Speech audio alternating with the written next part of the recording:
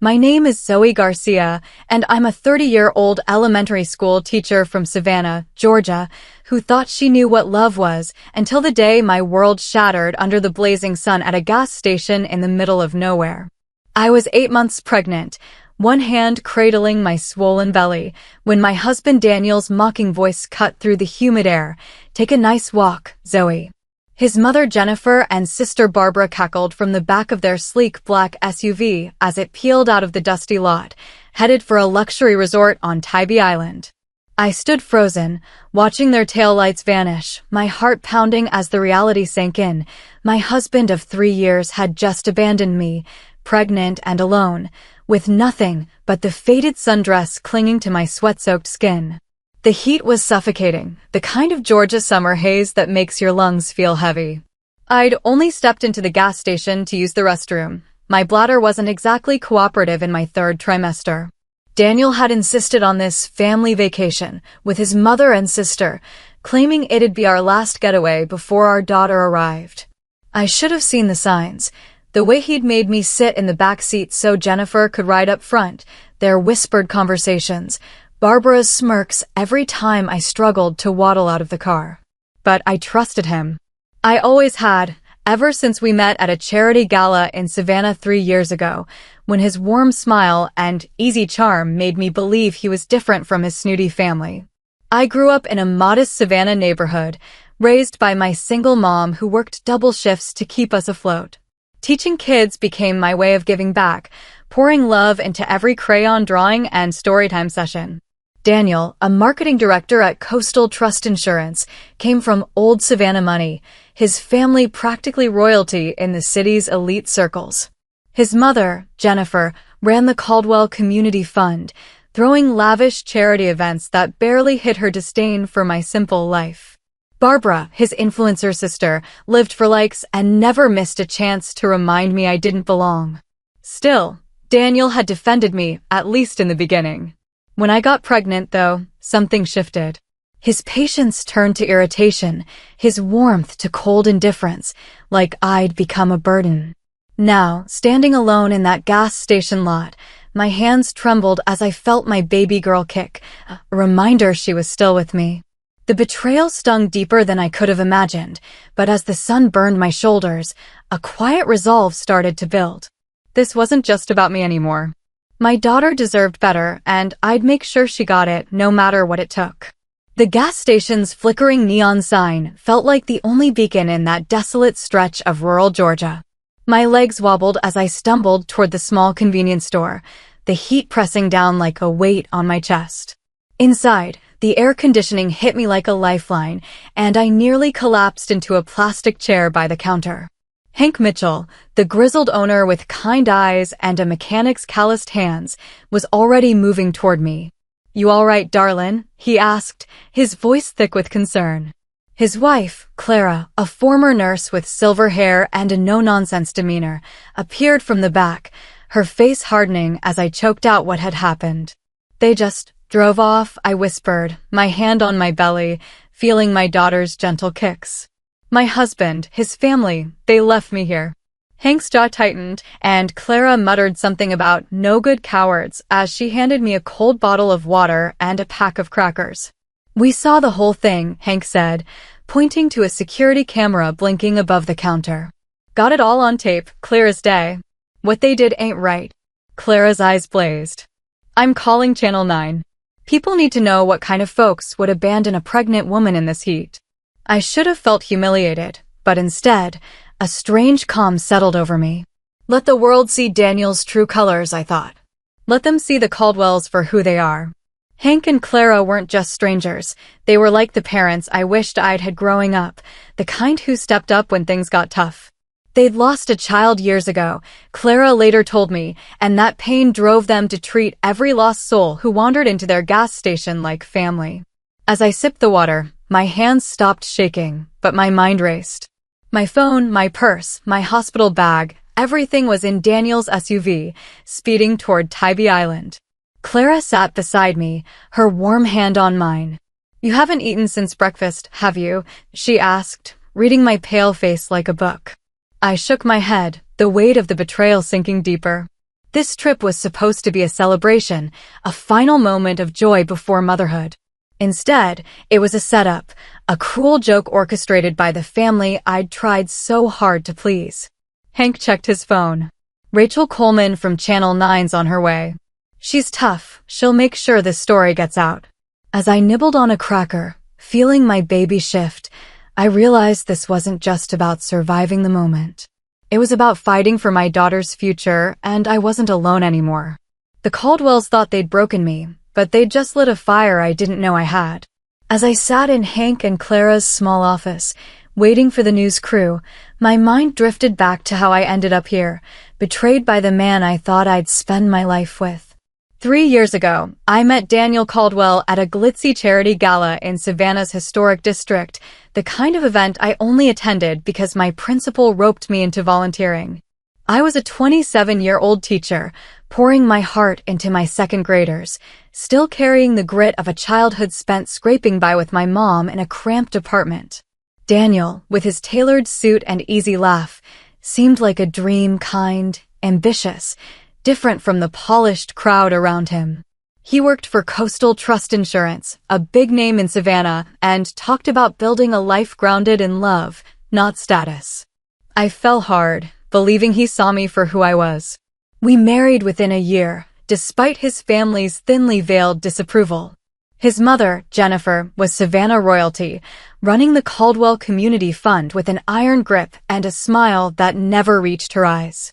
Teaching is quaint, she'd say, her voice dripping with judgment, as if my work with kids was a hobby, not a calling. Barbara, Daniel's younger sister, was worse, a social media influencer who thrived on likes and subtle digs. At a supposed casual brunch, she once led me into a room full of Savannah's elite, all in designer dresses, while I stood out in my simple skirt, mortified. "Oh, I forgot to mention the dress code," she'd smirked, snapping a photo for her followers. Daniel used to brush it off, promising his family would come around. I clung to that hope, ignoring the cracks in his devotion. When I got pregnant, everything changed. Daniel's warmth faded, replaced by irritation. He started echoing Jennifer's criticisms. My job was lowly, my emotions too much. Barbara's pranks grew meaner, like when she accidentally spilled wine on my favorite dress at a family dinner, laughing as Daniel stayed silent. I told myself it was stress, that he'd come back to me once our daughter was born. But on that road trip to Tybee Island, their whispers and laughter in the car felt different, calculated. Daniel insisted I sit in the back for Jennifer's comfort, and I ignored the unease in my gut. Looking back, I see it clearly. They were planning this all along, waiting for the perfect moment to humiliate me. As I sat in the gas station, feeling my baby kick, I realized the family I'd married into didn't just dislike me. They wanted to erase me. But I wasn't the naive girl they thought I was. I'd been raised to fight for what mattered, and my daughter was worth everything. The hum of the gas station's air conditioner couldn't drown out the storm building inside me as Hank showed me his computer screen. My hands shook as I logged into Facebook, and there it was, Daniel's latest post, uploaded just 30 minutes ago from the Tybee Island resort. A photo of him, Jennifer, and Barbara by the pool, cocktails raised, with the caption, "Finally free for a real family getaway." Some people don't fit the Caldwell vibe. Hashtag Tybee Tides, hashtag family first. Comments from their high society friends flooded in, laughing, congratulating them on ditching me. My chest tightened, not just from betrayal, but from the sheer audacity. They thought they could humiliate me and parade it for the world to see. Clara's voice snapped me back. "Channel 9's here," she said, pointing to a news van pulling into the lot. Rachel Coleman, a sharp-eyed reporter with a reputation for exposing injustice, strode in, her camera crew trailing. She took one look at my pregnant belly and the security footage Hank had queued up. "This is bigger than abandonment," she said, her voice firm. "This is about endangering a child." The footage played on a loop, me waddling out of the restroom, Daniel's SUV speeding off, their laughter echoing through the audio. Rachel's jaw tightened. "We're airing this tonight. The Caldwells won't know what hit them." By evening, the story was everywhere. Channel 9's broadcast went viral, shared across social media with hashtags like hashtag Justice for Zoe. Strangers posted furious comments, calling out the Caldwell's cruelty. I borrowed Clara's phone to call my best friend, Deborah Bennett, a librarian who'd never trusted Daniel. "Zoe, it's bad," she said, her voice urgent. "Jennifer's charity just announced a family values fundraiser next week. The hypocrisy's unreal." I scrolled through Twitter, where Coastal Trust Insurance was trending, their customers demanding answers about their star employee Daniel. The Caldwell Community Fund's page was flooded with donors pulling support, their elite world starting to crack. I felt a mix of rage and vindication, but also fear. My hospital bag, with my medical records and baby essentials, was still in Daniel's car. They didn't just leave me, they left my daughter vulnerable. As I sat in Hank and Clara's office, watching the news vans multiply outside, I realized this wasn't just my fight anymore. Strangers were rallying, sharing stories of their own betrayals, turning my pain into a movement. The Caldwells thought they'd buried me in that gas station lot, but they'd only given me a megaphone. I rubbed my belly, whispering to my daughter, "We're not alone, Ava." Not anymore. The world was watching, and I was ready to tell my truth. A sharp pain shot through my abdomen as I sat in the gas station, watching the news vans gather like vultures outside. My breath caught, and Clara's nurse instincts kicked in. "Zoe, honey, are you okay?" she asked, her hand on my shoulder. Another pang made me wince. "It's probably just Braxton Hicks," I said, trying to convince myself, but the fear in my voice betrayed me. My daughter, Ava, was so close to arriving, and I was stranded. No hospital bag, no phone, no plan. Hank was already on the phone with 911. "Better safe than sorry," he said. "Hospital's 40 minutes away." Rachel Coleman, the Channel 9 reporter, made a snap decision. "We're taking you to Savannah Memorial now," she said, her crew helping me into the news van. As we sped through the Georgia backroads, another contraction hit, stronger this time. Rachel held my hand, her voice steady. "You're going to be fine, Zoe. And we're going to make sure everyone knows what the Caldwells did." I nodded, gripping her hand, my mind racing between fear for Ava and fury at Daniel. How could he risk our daughter's life for a cruel stunt? At the hospital, the maternity ward became a whirlwind of activity. Doctors confirmed it was false labor, likely triggered by stress, but they wanted me overnight for observation. "You've been through a lot," the nurse said, adjusting my four. "Your baby's strong, but you need rest." Rest felt impossible as the TV in my room played Channel 9's broadcast, the security footage looping with Daniel's mocking, "Take a nice walk," ringing out. My phone, retrieved by Deborah from the resort after a staffer saw the news, buzzed with notifications. Deborah burst in, her face flushed. "Turn to Channel 9 now." There was Jennifer, perfectly poised in her designer resort wear, spinning lies to a reporter. "This is a misunderstanding," she said, her voice smooth as silk. "Zoe's been emotional, pregnancy hormones, you know. She wanted space, and we respected that." The reporter fired back. "Security footage shows you laughing as you left a pregnant woman in 95-degree heat with no resources. How do you explain that?" Jennifer's smile faltered, and the footage played again, undeniable. I felt a surge of power, knowing their lies were unraveling. Ava kicked, grounding me. This wasn't just about exposing them, it was about protecting her from a family that saw us as pawns. As more media trucks parked outside the hospital, I realized my story was no longer mine alone. It was a spark, igniting something bigger, and I was ready to fan the flames. The hospital room's fluorescent lights buzzed softly as I lay there, my phone lighting up with notifications like fireworks. The world was watching, and the Caldwells were crumbling. By morning, Channel 9's footage had spread nationwide, shared by strangers who saw my story and felt my pain. Twitter was a battlefield. #JusticeForZoe trended alongside calls to boycott Coastal Trust Insurance, where Daniel worked.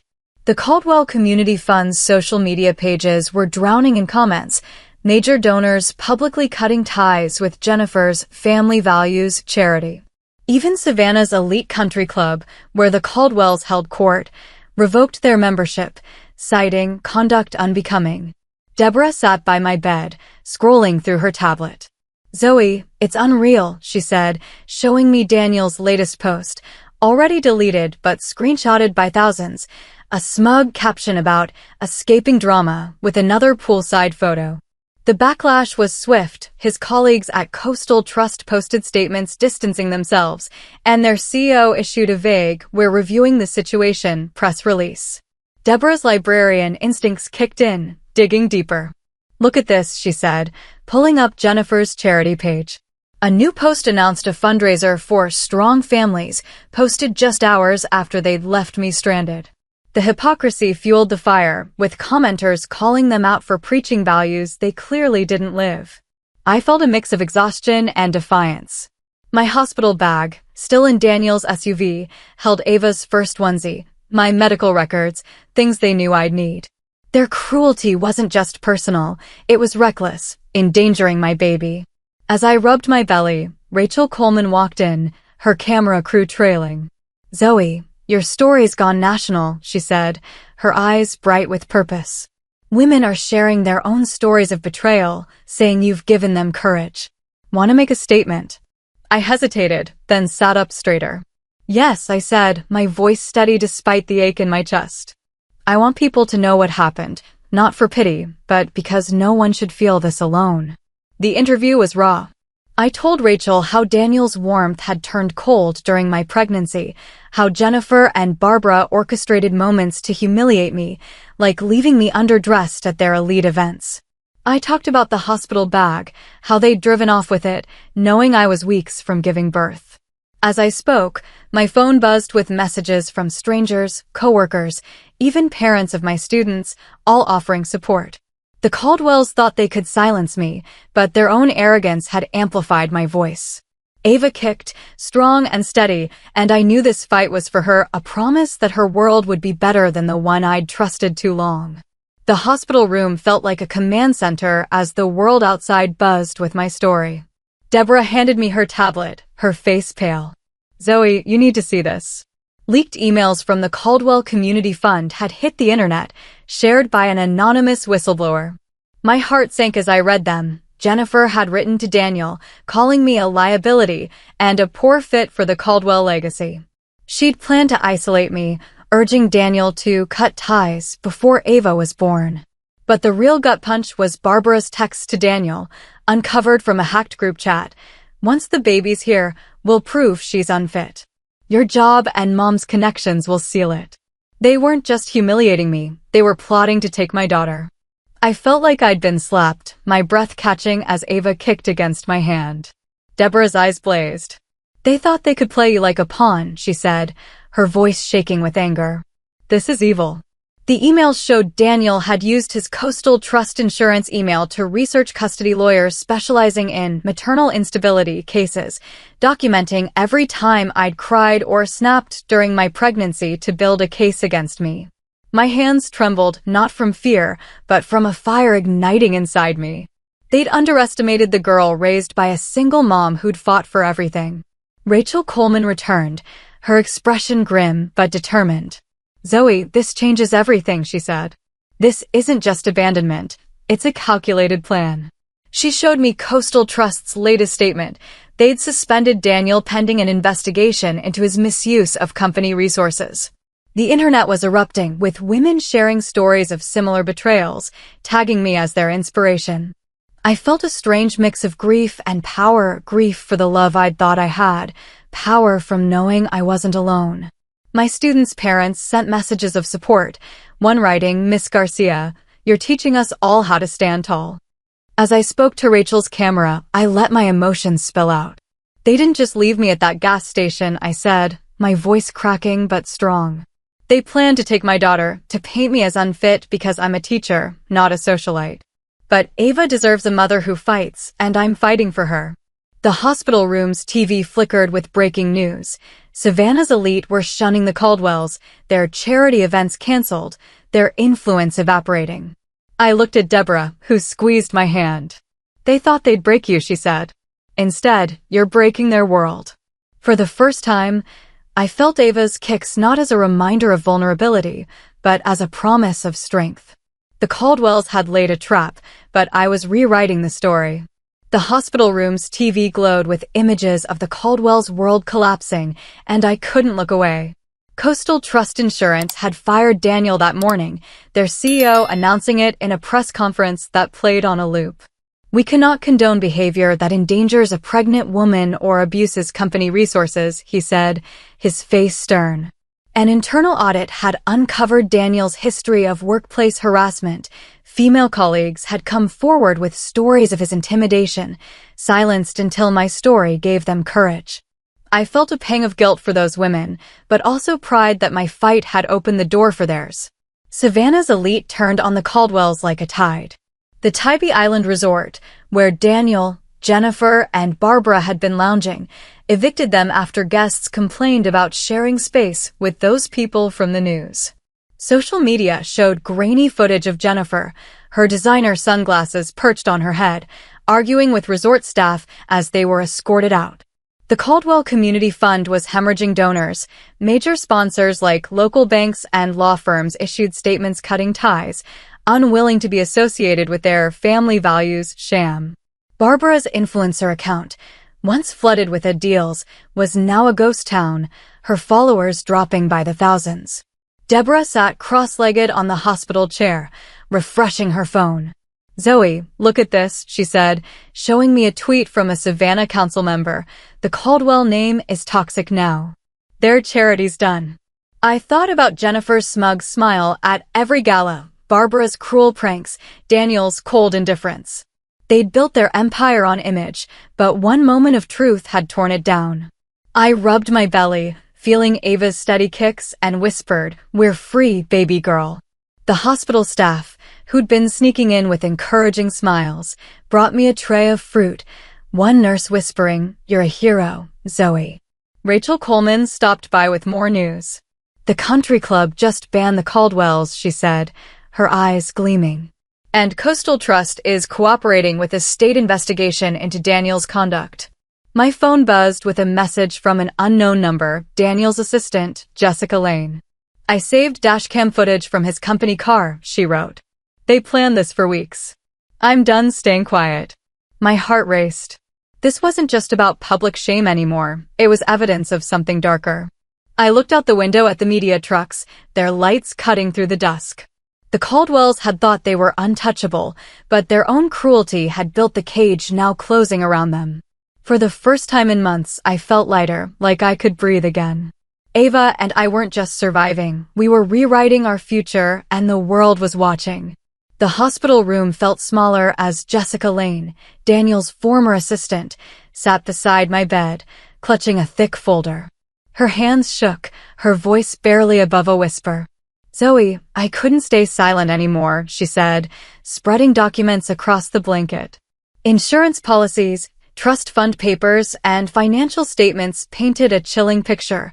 The Caldwells had taken out a massive life insurance policy on me, tied to my pregnancy, without my knowledge. "The gas station wasn't just cruelty," Jessica said, her eyes wide with fear. "They wanted to push you into a crisis, maybe early labor, to claim you were unstable. It was all for the money." My stomach churned, and I gripped the bedrail to steady myself. Ava's kicks felt like a lifeline, grounding me as the truth sank in. Daniel, Jennifer, and Barbara hadn't just wanted to humiliate me, they'd bet on my collapse for a payout. Deborah, who'd been listening quietly, slammed her fist on the chair. "This is attempted fraud," she said. "We need to get this to the FBI." Rachel Coleman, who'd just arrived, nodded grimly. "We'll handle this carefully, Zoe. The Caldwells still have friends in high places, but this evidence changes everything." As we reviewed the documents, my phone lit up with a notification. Jennifer had posted a tearful video on the Caldwell Community Fund's website, claiming they'd only wanted to protect their grandchild from my erratic behavior. The crocodile tears made my blood boil. Then Daniel called, his voice dripping with fake charm. "Zoe, baby, let's talk privately," he pleaded, on speakerphone so Jessica and Rachel could hear. "Think of our daughter, she needs her dad." I took a deep breath, my voice steady despite the rage. "She needs a father who doesn't risk her life for a scheme, Daniel. You're done." His tone shifted, sharp and cold. "Be careful, Zoe. You don't know who you're dealing with." I laughed, a sound I barely recognized. No, Daniel, you don't know who you dealt with. A teacher who documents everything with witnesses, footage, and now your own paper trail. Check your phone. The FBI's investigating your family's finances. Jessica smirked, revealing she'd just sent the documents to federal agents now raiding the Caldwell's motel. The TV flickered with live footage, Jennifer in handcuffs, her perfect image shattered. I felt Ava kick, strong and sure, and whispered, "We did it, baby girl." The Caldwells had gambled on my silence, but their greed had lit the fuse of their own downfall. I wasn't just a victim anymore, I was a force, and my daughter would grow up knowing it. A week after the chaos, I held my daughter, Ava, in my arms, her tiny fingers curling around mine. She'd arrived 2 weeks early, a perfect 7-pound bundle of strength, born in the same Savannah hospital that had become my battleground. The TV on the wall played nonstop coverage of the Caldwell's collapse. Federal investigators had uncovered a web of insurance fraud tied to the Caldwell Community Fund, with my abandonment as the tip of the iceberg, the anchor said. Daniel, Jennifer, and Barbara faced federal charges, their polished facades stripped away as they were led away in handcuffs. The foundation's assets were frozen, its events canceled, its legacy reduced to a cautionary tale. Coastal Trust Insurance, desperate to salvage its reputation, established a fund for victims of domestic manipulation, seeded with Daniel's canceled bonus. They offered me a consulting role to shape their new family protection initiatives, recognizing my story's impact. I accepted, not for the money, but to ensure no one else felt the isolation I had. Back in my classroom, my students' parents greeted me with hugs, leaving a framed article on my desk. Gas station case sparks Garcia Protection Act. The new Georgia law made abandoning a pregnant woman in dangerous conditions a felony, a testament to the change my pain had sparked. Jennifer's 5-year sentence for fraud, and Daniel and Barbara's similar fates, felt like justice, but not revenge. My victory was in Ava's peaceful breathing, in the love surrounding us. Deborah, now Ava's godmother, helped me settle into a new apartment, far from the Caldwell's world of status and lies. Hank and Clara, who sent a tiny knit blanket for Ava, visited often, their gas station now a local landmark for kindness. Jessica, the whistleblower, became a friend, her courage a reminder that truth could shift tides. My classroom remained my sanctuary, where I taught my kids about standing up to bullies, knowing Ava would grow up with that same strength. Speaking invitations poured in, women's groups, ethics panels, even law enforcement training, but my heart stayed with my students and my daughter. As I looked at Ava, sleeping soundly, I thought of the Caldwell's downfall. They'd tried to break me, but I'd built something better from the ashes, a life rooted in love, not status. My story had given voice to others, from the women Daniel harassed to strangers sharing their own betrayals online. Sometimes, the worst moments forge the greatest strength, and I wanted Ava to know her mom didn't just survive, she changed the world for her. To everyone who's followed this journey, thank you. You've walked with me through betrayal, fear, and triumph, cheering for Ava and me every step of the way. If my story moved you, hit that subscribe button and join us, where every fight, every tear, and every victory tells a story of resilience and heart. Keep standing up for your truth, and I'll meet you in the classroom, where love always wins.